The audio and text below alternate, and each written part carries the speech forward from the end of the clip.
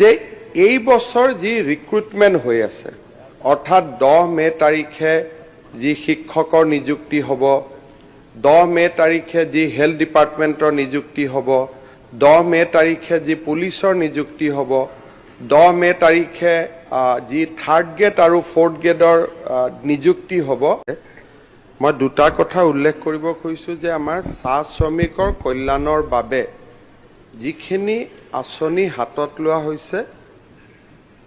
T welfare ডিপাৰ্টমেণ্টত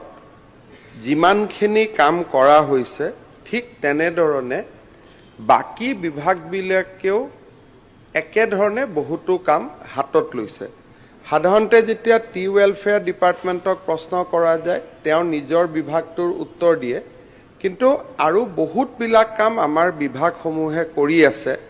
মই ভাবো যে তাৰ এটা সম্যক আলোচনা কেতিয়াবা আমাৰ বিধানসভাত হ'ব লাগে মই দুটা কথা উল্লেখ কৰিছো যে এই বছৰ যি ৰিক্ৰুটমেণ্ট হৈ আছে অৰ্থাৎ 10 মে তাৰিখে যি শিক্ষকৰ নিযুক্তি হ'ব 10 মে তাৰিখে যি হেলথ ডিপাৰ্টমেণ্টৰ নিযুক্তি হ'ব 10 মে তাৰিখে যি পুলিচৰ নিযুক্তি হ'ব 10 মে তাৰিখে যি থাৰ্ড গ্ৰেড আৰু ফৰ্থ গ্ৰেডৰ নিযুক্তি হ'ব প্ৰথমবাৰৰ বাবে অসমৰ চাহ বাগিচাত বা আদিবাসী সমাজৰ বাবে আমি 3% চাকৰি পোনপটীয়াভাৱে ৰিজাৰ্ভেশ্যন কৰিছো যেটো এটা ঐতিহাসিক কথা অৰ্থাৎ আজি যে 50,000 যদি চাকৰি হয় 3% চাকৰি ডাইৰেক্টলি মেৰিটত যি পাবতো পাবই মেৰিটত পোৱাৰ উপৰিও ওবিসি হিচাপে যি পাবই এইখিনিৰ উপৰিও